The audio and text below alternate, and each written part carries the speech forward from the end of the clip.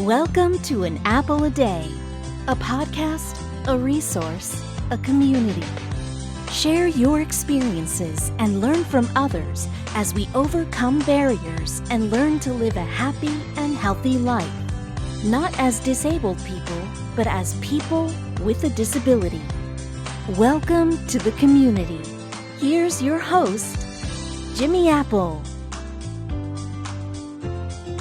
Welcome to another episode of An Apple a Day. I'm your host, Jimmy Apple. An Apple a Day is brought to you by www.famousapple.com. Famousapple.com is the home site for this podcast, so if you get a minute, check it out. How you feeling today, my friends? You feeling good? You feeling strong? You feeling better than you did yesterday? Excellent. You can't ask for better than that. We have got a good one for you today. Today I'm going to introduce you to Michaell Magrutsche. Now you're saying, who the heck is Michaell Magrutsche?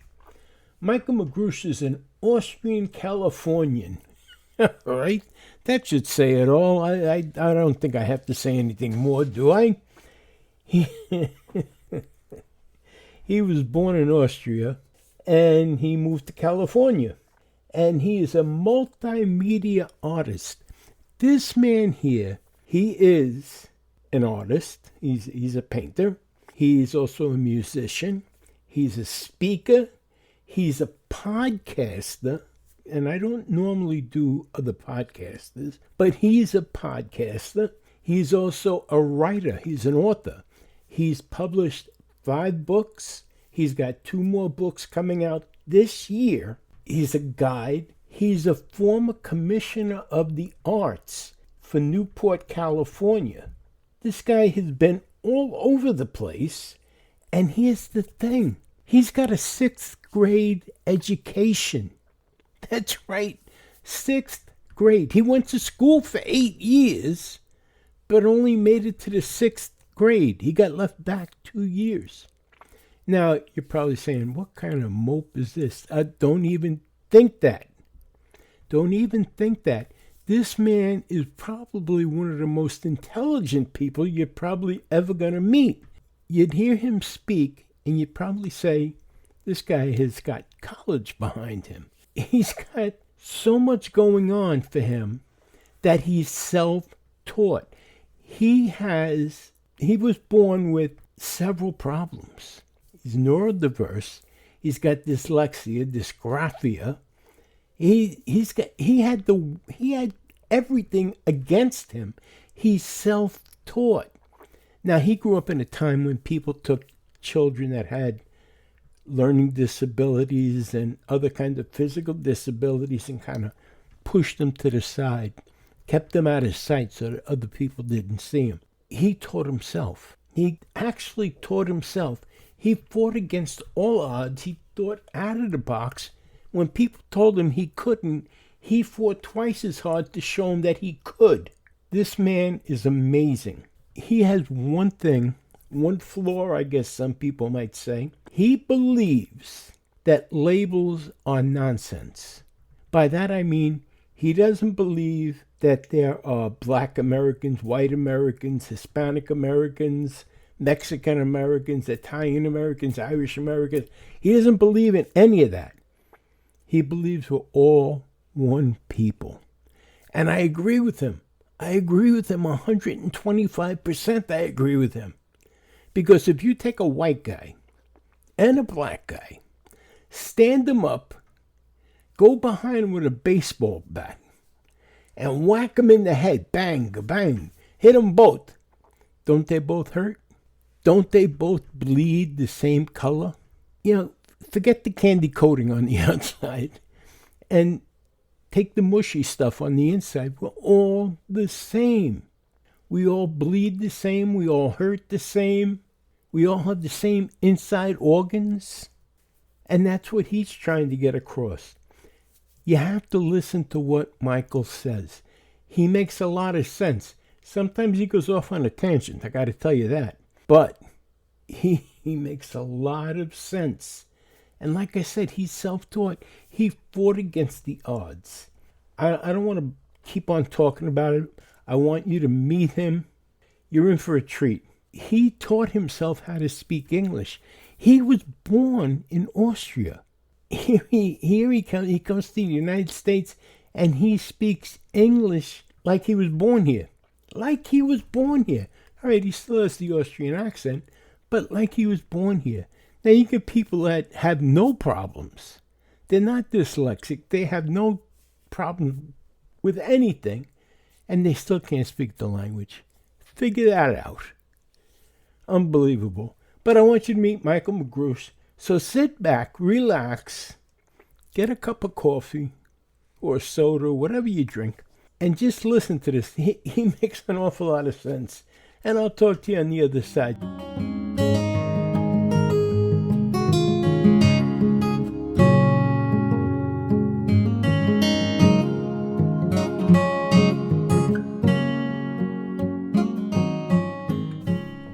Okay, as I said, I'm here with Michaell Magrutsche.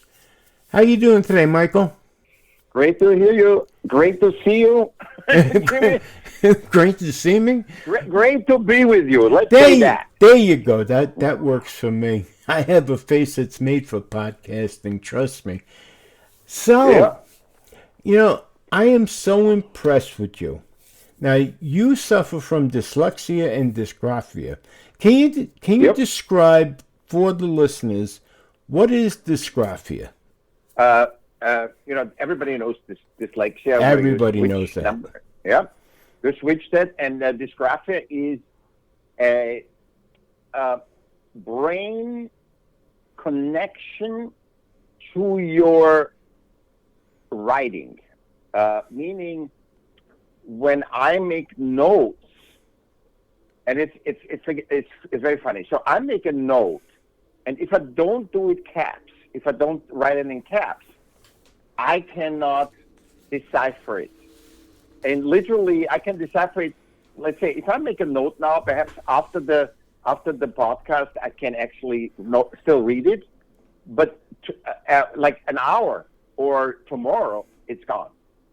Really? Literally, it's not like saying, okay, an hour you can read and then you can't. It might be an hour, it might be not at all, or it might be tomorrow that I can't read it. There is something in the brain that loses the context, that cannot decipher the context that you wrote. So, and it's super weird. So super weird. Only if you don't write it in caps? Yeah. Or I type it with a keyboard. But if I use my hand and also do, so for example, I'm an artist, right? I told you, right? Right. Because, so I'm an artist. And I could never, I'm only an abstract artist because I'm incapable. I was 2 years in figurative painting to learn the skill.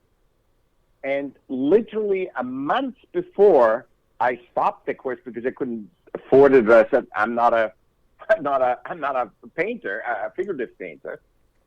I realized, and I said, screw it. I'm just doing what I see. That's how I see you, Jim. Not how you look. I mean, other people have said, that's not Jim. No. I just did what I felt I see you in mining. And I loved it, and everybody else loved it. But it doesn't look like a human. Right. Well, it might look like a stick figure, like something, but everybody says, yeah, that I can see why you said that is Jim. But it wasn't figurative, systemic, systemic. Make it like a photograph, Right. And that's a part of the dysgraphia. I cannot also regurgitate. So the problem in school I had, I understood math, but I cannot regurgitate math. So I cannot copy. That's why I'm not very system relevant at all, because I cannot be generalizing. I have to be 100% me all the time, the one of 8 billion people that I am. Now, we were talking before the podcast, and I find you to be very intelligent. Now, how far in school did you go? I mean, I had 8 years of school, and 2 of them I had to repeat because in Europe, I was born in Vienna, Austria. In Europe, you have to, they're not pulling you with you, so you actually have to repeat. So you imagine how I felt was 12 years old and with 10 years old, people. So that was major shaming and guilting me, because they said you can't regurgitate. And school is about regurgitation. That's why people today that have these things use Ritalin and all kinds of psychopharmaca to concentrate, to make their brain to repeat things. But, it doesn't guarantee them they can apply that knowledge, So you only completed 8 years of school? Yeah, literally 6 only that I actually passed, 6 years. You, believe me, and like I told you this right from the beginning, I don't blow smoke up people's ass. I would have thought that you completed at least 2 years of college from the conversation we were having. At least 2 years. Everybody says that. Everybody asks me, said, where did you learn all this? Myself. Everything has to do outside of the system. So and I can't read books, so I can't just read up on shit. And now that surprises me when you say you can't read books, because you've written 6 books, and you have another book coming 7. out. I wrote 7, 5 are published. So and the 2 ones I do now. I cannot. So first of all my books are paragraphs. They're written in paragraphs. I say, let's talk about art in classrooms. And then I give you a paragraph of art in classrooms. And the next one is art with other people, or in institutions. Right. And I give you a paragraph of this. And I only can comprehend the paragraph. So it's very easy also my books to read, because you just scan through. I'm interested in the art in the class, and I'm interested in art in museums and whatever. So when I and also my articles are on LinkedIn. I mean, I have 52 or 3 articles, really long ones on LinkedIn, and when I can read a book, when I read my book, I have to, to understand that chapter, in what context that is, and understand the context and play with it. I need to have the computer read it to me, because I would lose, because it takes so much focus to read for me, that I couldn't comprehend both. I can either read or read loud to you, or I can focus on what I'm saying. I can't do both. My brain doesn't do both. So when I listen, it's easier for me, because that's natural. That's not a systemic action. Wow. It's amazing to hear you say that. And I'm sure there's people listening that probably have the same problem, but yet aren't able to admit that. And maybe by you admitting it, as a person that writes books, admitting that they can't read their own books, that's a big thing. And that might relieve some pressure off people, because dyslexia alone is a terrible problem. It's a hard problem to overcome. Mm-hmm. And you really can't overcome it. You have to deal with it. And that's a hard problem to deal with. And then to have the dysgraphia as well alongside of it, that's a double whammy. And being sick all the time, and always was a sick child. That on top of it. On top of everything else.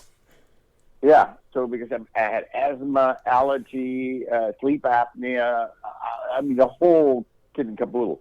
The thing is, 25% of humans are neurodiverse, which is PTSD, ADHD, dyslexia, dysgraphia, all the neuro diseases that actually are deemed diseases. I don't even believe they are diseases. I think humans are born with whatever they have. The reason why, because nature doesn't make mistakes.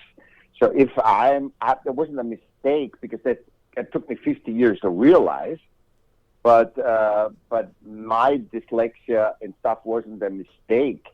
It is perceived as a mistake and failure and non-system relevant from system, school, businesses and religions and whatever, government. but it isn't. It isn't that these are mistakes, because in nature there is no mistakes. Right. So, Exactly. I agree. So you're born, whatever you are. If you have green face and blue legs, it doesn't matter. There's a reason, and life is figuring out why are you that way. The same is with you. You found out through all the hardship. That's why hardship, in nature, there's no hardship.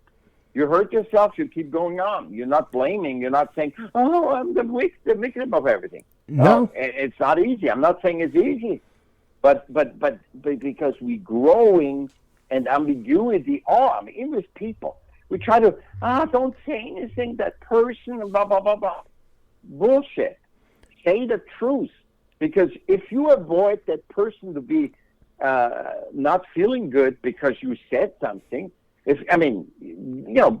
gentle, but say, hey, listen, Jimmy, that really hurts me. Right. Okay, Jim, when you said this, that really hurt me, then we can talk about it.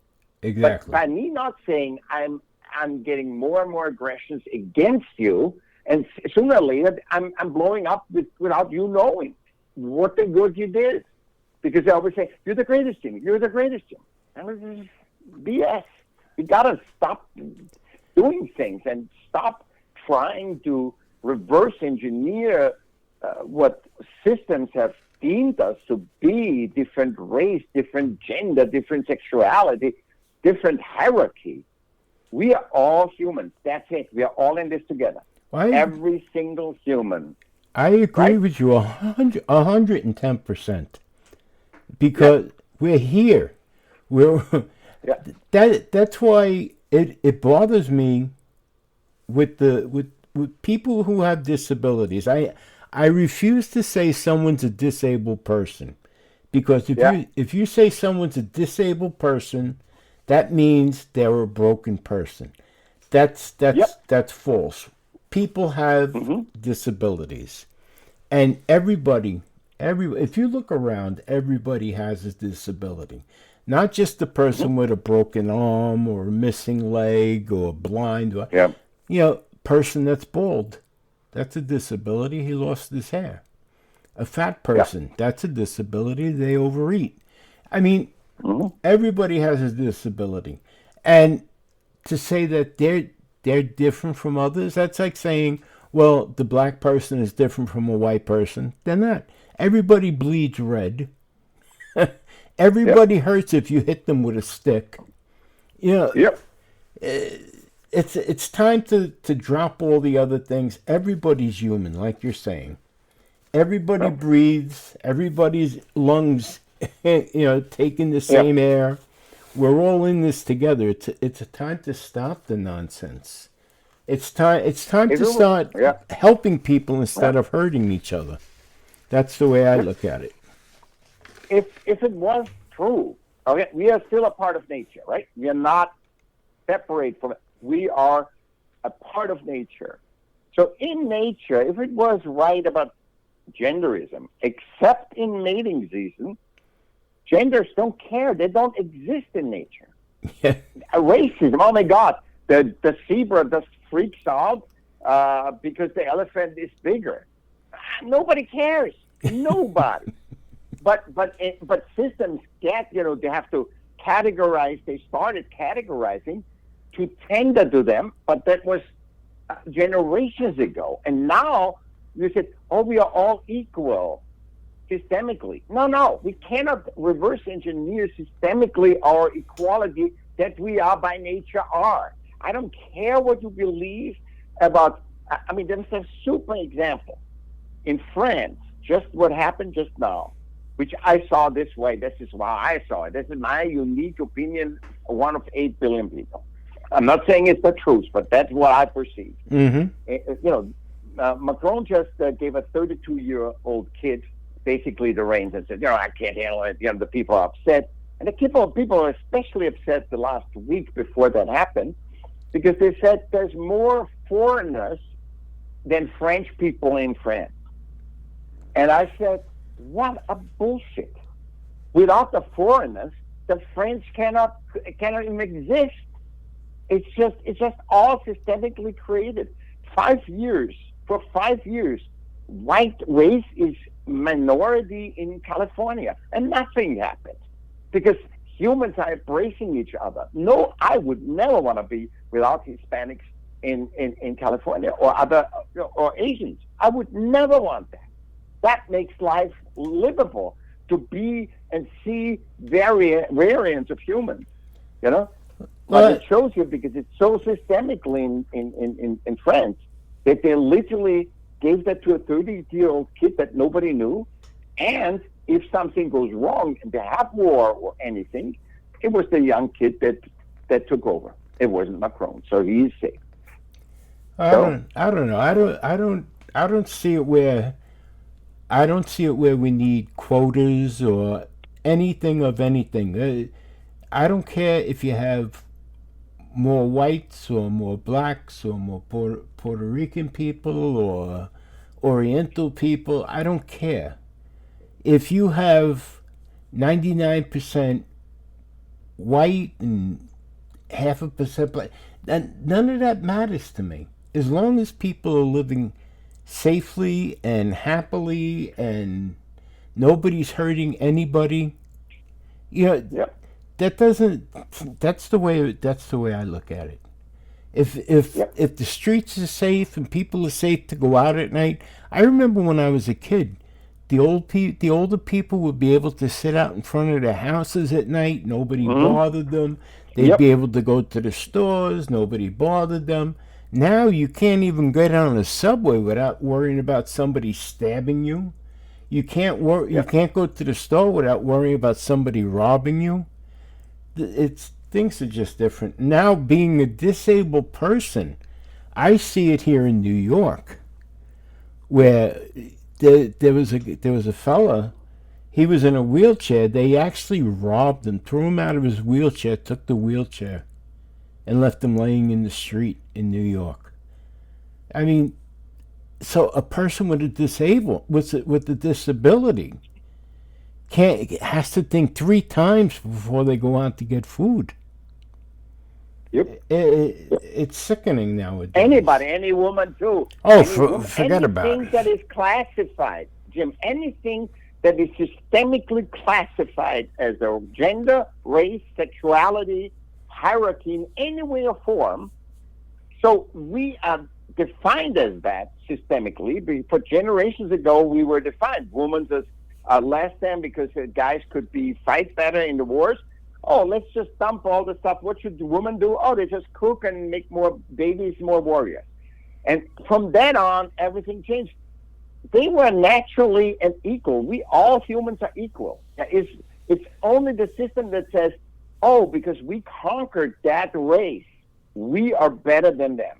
Oh, because the most system relevant are the fighters, so women are not as relevant.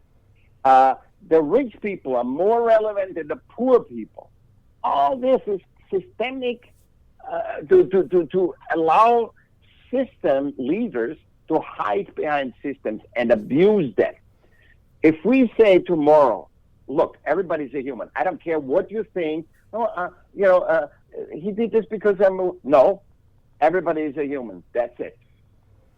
Then it's over. You know how much stress would be gone? He's rich. Okay, he's rich, so fine. He can be rich, but that doesn't mean he's better. And he has no right to own a power over other people. Like you and I don't have a power over other people. Nope. Nobody, because you're system relevant, you should have power over other people. You don't. We can all do it together. That's the dream. That's what we hope for someday. That's why I'm reminding. You and I are reminding them of this, because we could be victims and just sit in a corner and wait for dying. No. But I do want to talk about you, though. You are a shining example, whether you believe it or not, Michael.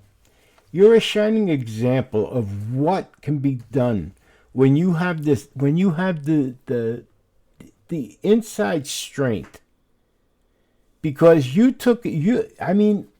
impressed me. I know you don't like to hear this because you're a private person, but you impressed me because you had such a rough upbringing. You were sick, you dyslexia, dysgraphia, and yet you overcame it. You didn't sit back. You're the type of person, you had the problems that you could have sat back and said, "Oh, poor me, poor me, poor me." But instead you said, "Bullshit." You got up, you kicked ass, you took names, you wrote books, you educated yourself. And I find that so impressive. And people could take a lesson from you. I mean, first, let me ask, how many brothers and sisters did you have? I have 2 brothers and 1 sister, sorry. And did they have... Dyslexia. That's my dyslexia. 2 brothers and 1 sister. Yeah, 2 confused brothers and a sister. Did they have these problems? No, my sister had a little dyslexia, but the others, no. And did they go on to college and stuff like that? Yeah, but they're totally different. Like I say, we're not only 8 billion complete different people with different fingerprints and eyes and DNA. We are also having, each of us has a different view on life. So my whole family, and probably yours, has a completely different view on life than you do. Completely. And when you use and says, no, system, this is the normal, you generalize humans through systems. That means you're also shaming them. Oh, no, I'm not trying... You're shaming every system relevant, shames every human being, and nobody wins. I'm not trying to do that. What I'm trying to point out is that you did this on your own. You picked up on your own.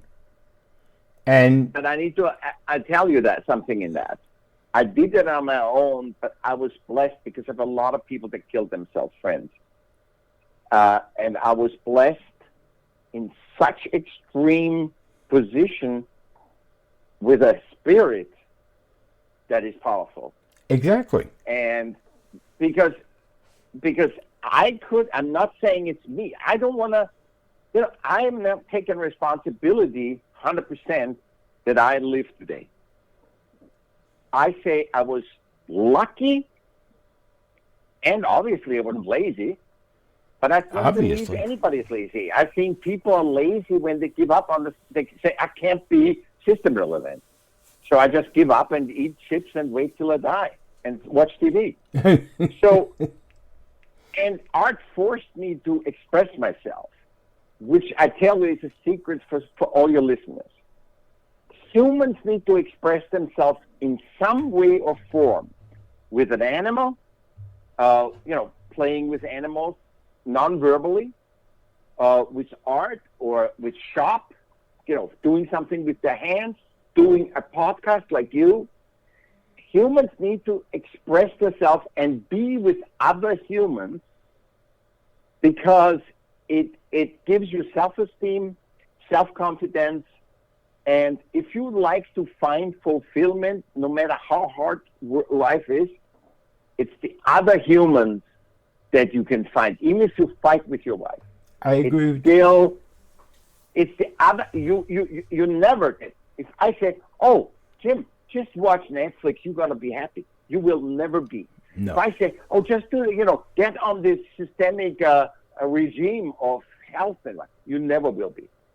No, you have to have human dancing contact. with humanity. Dancing with humanity gets you fulfillment, and everybody is fulfilled differently. So fulfillment is the key emotion you want to chase because it is the emotional feedback loop that your individual, is on the right track. Not the school, not the system relevant. It's just, oh my God, whatever. Like you and I, we are totally fulfilled right now. We're not thinking, oh, I need to do this. I need to walk the dog. I have to pay my bill. We are 100% right here. And our disability made us enjoy that and find the fulfillment in that. And that heals your spirit. You're 100% right. You have to have human contact. Yep. No matter what. And if you don't, if you decide to live a hermit's life, that's what's going to kill you. Sometimes you live that hermit's life because you think you're not good enough for the system. Sometimes you live that hermit's life because you think you're too good for the system.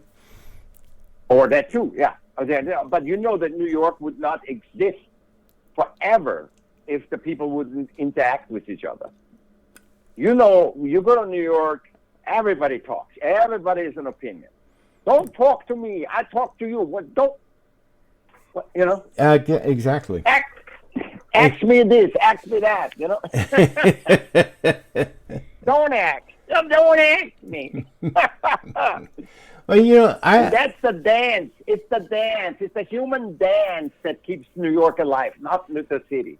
It's the human dance of New Yorkers that keep them, the spirit of New Yorkers that keeps them alive.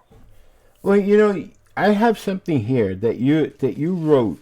This just sticks with me. I can't help it. You wrote his embrace of human disability as his ability to discover more of who we are, which helps raise awareness of the limitlessness of our human potential.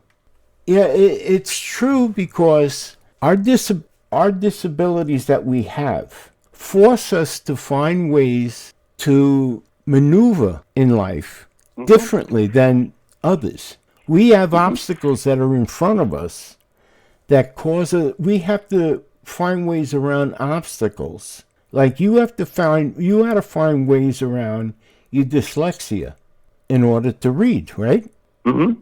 And around the dysgraphia in order to understand what like what you said, what you had written. So you're faced with those maneuvers that you have to do in order to fit into society.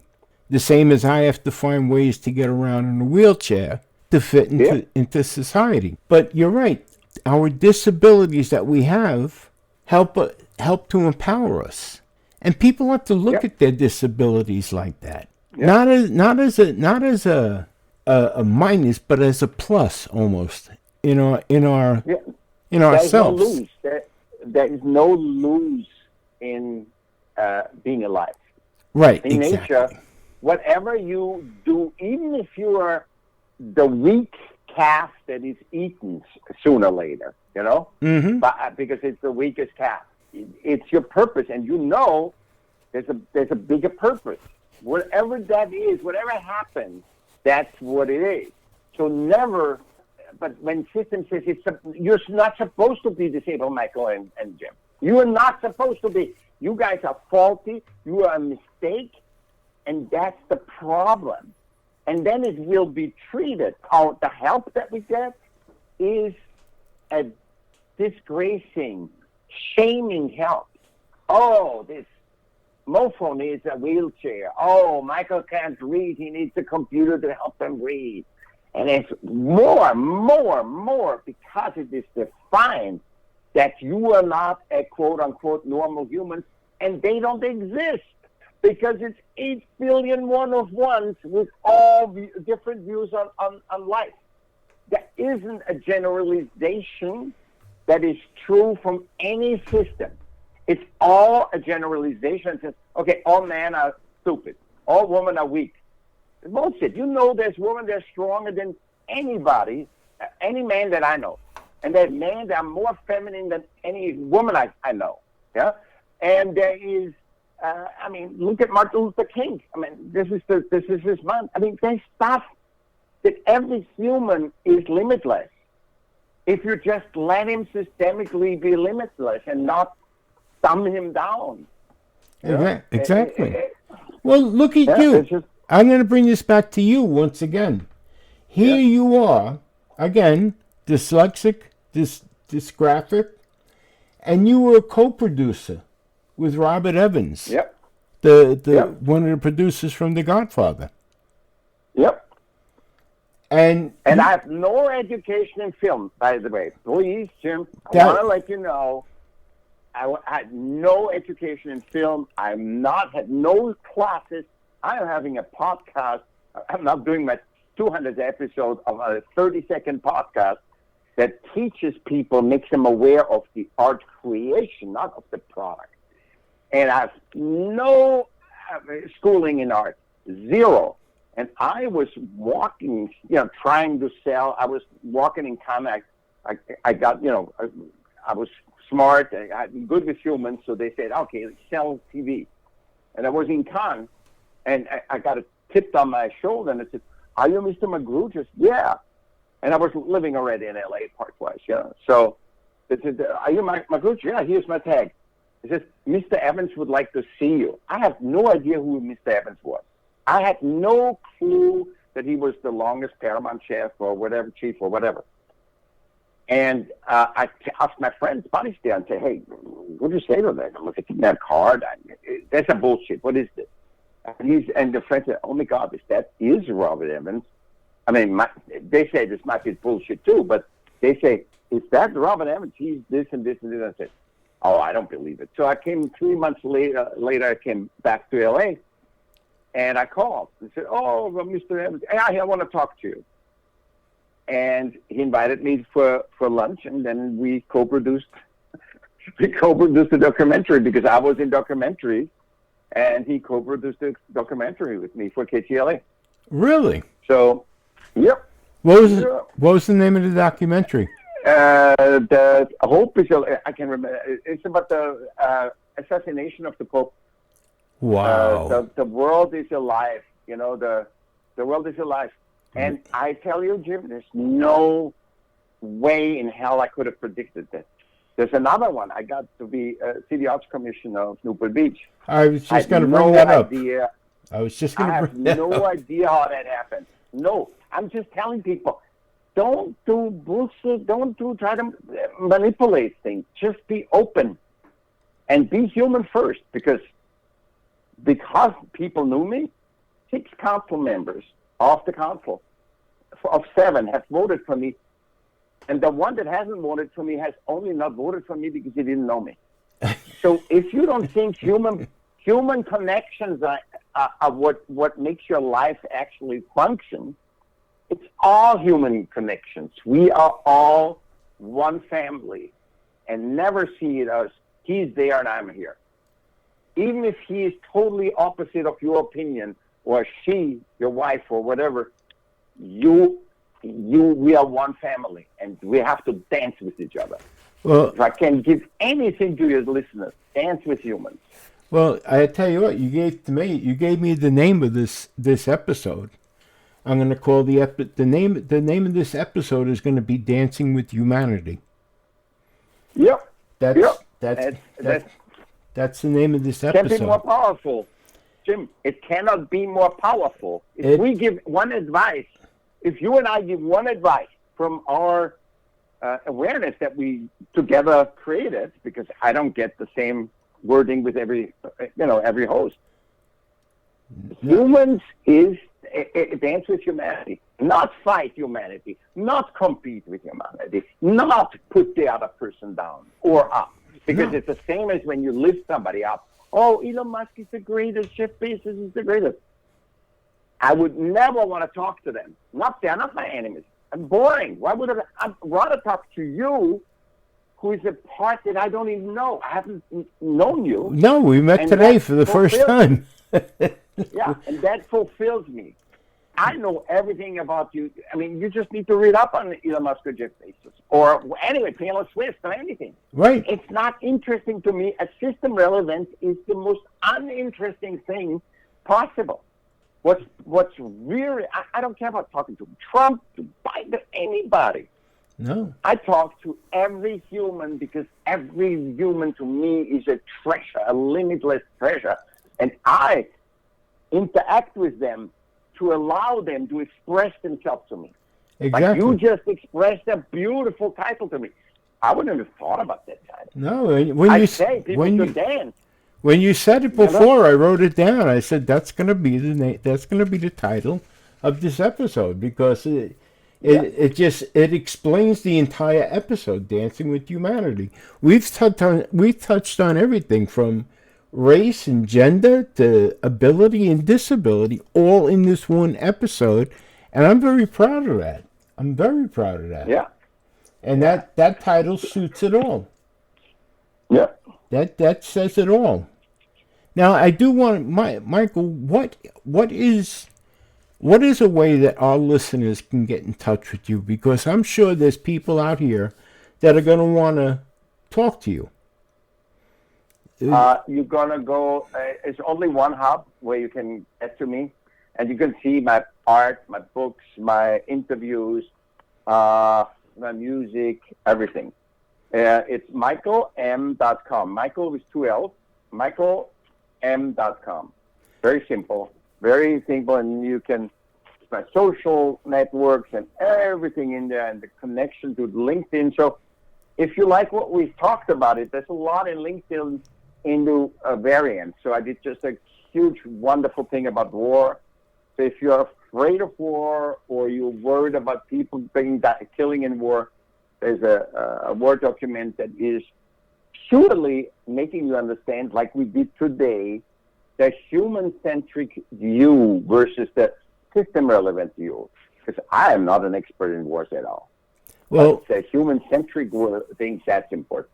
If you didn't get that addressed, don't worry about it. It's going to be in the show notes for this episode.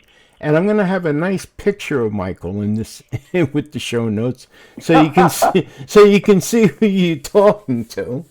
And believe me, if you read what this man is saying, he reading what he says, it's like having a conversation with him.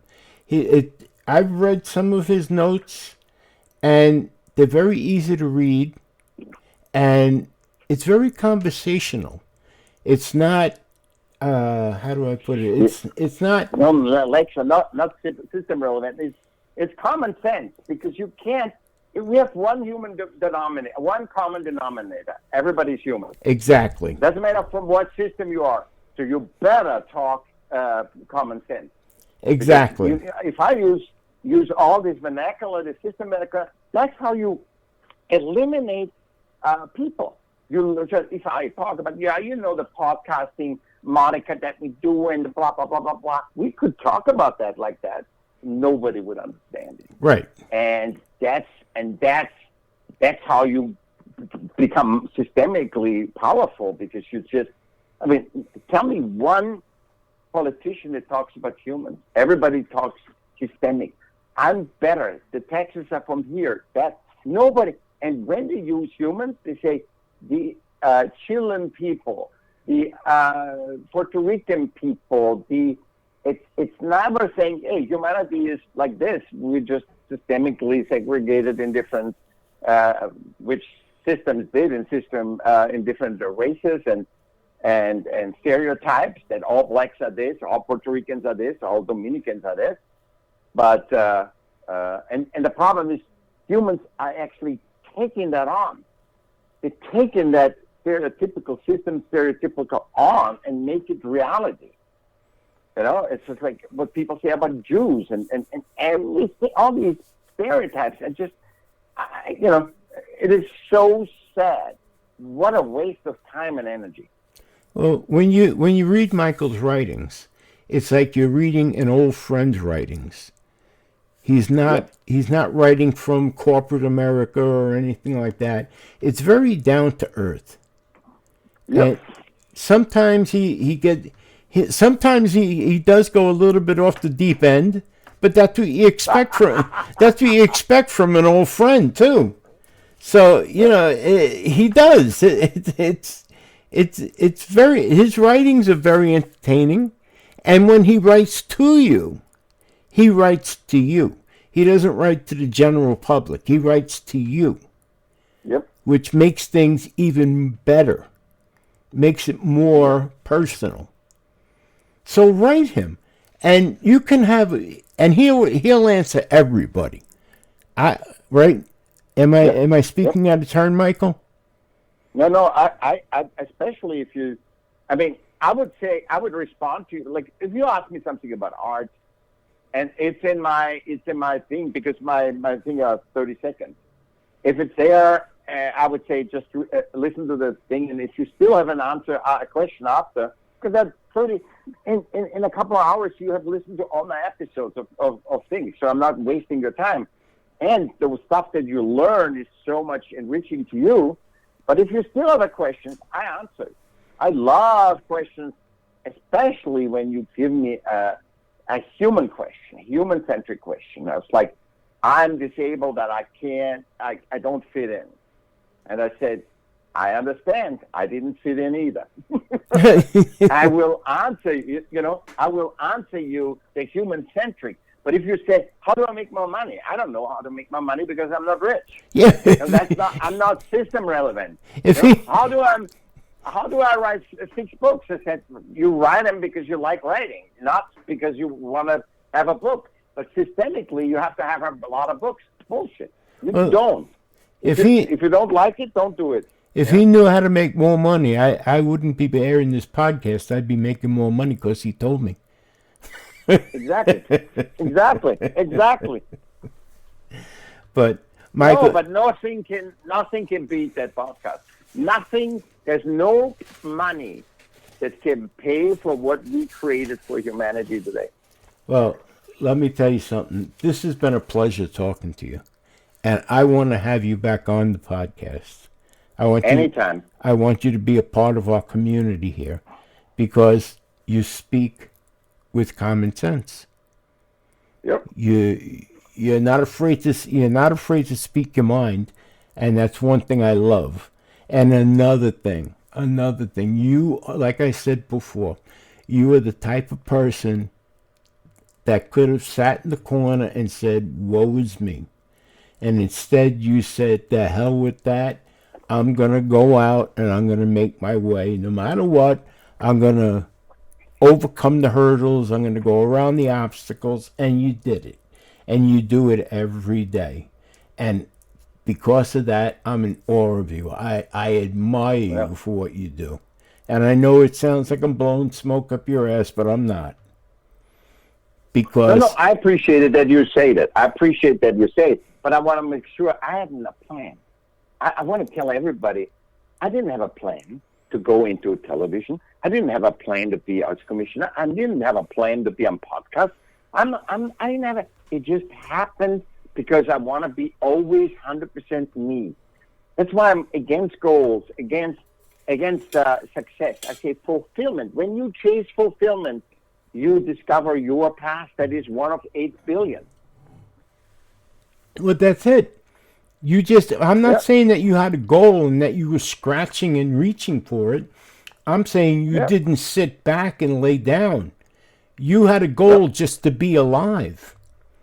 Yeah.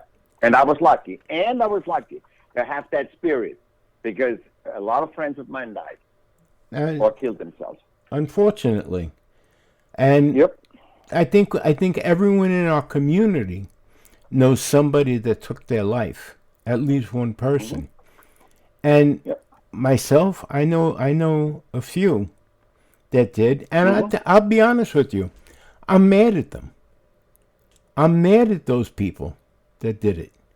Because but they didn't know. Well, they didn't know. They knew what they were doing. They knew they were taking that way out. But I'm mad at them for doing it. We have the highest suicide rate. We have the highest suicide youth rate right now since ever. Nobody wants to talk about it because the system says you got to be this. You and I were running in the woods. We were in touch with nature. We fixed something. I was into motorcycle when I was 14 years. I was creating a moped, whatever. Mm-hmm. You can't have that today. You need to play piano, dance ballet, do this, do that, ride a horse, do that. And if you don't, your family's already a loser. Yeah. So it is such a system stress that we put on humanity versus saying, what can we do, Freddie, Susie, Charles, to look at you and to find the oneness that you are, because you're not like, see, what kills us and why we give up and why we get lazy is to saying, hey, Jim, Michael, hey, you guys have disability. We use somebody else. Right. And you know from our experience, nobody can exchange it, because if you have the best team or the worst team, one person can change the whole team in the system.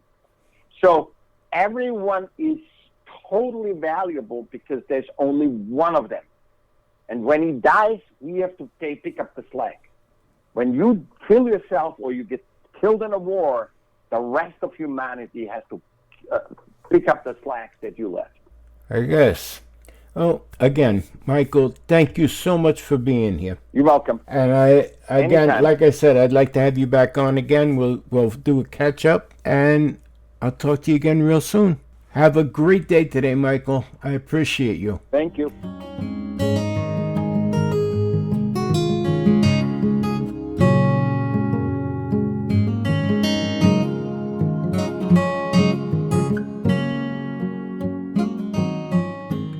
I'd like to thank Michaell Magrutsche for sharing his out-of-the-box thinking with us here today.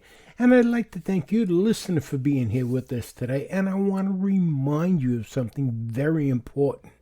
No matter what, things can always be worse. That's right. Right now, there's somebody somewhere wishing that they were in your position. So things can always be worse, my friends. Please remember that.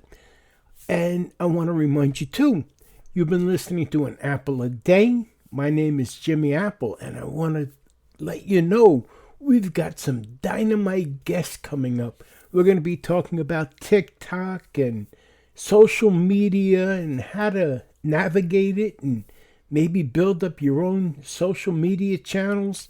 We got a lot coming up. There's a lot of exciting things happening here at An Apple a Day over the next few weeks, so make sure to check back in often. Have a great day today, my friends.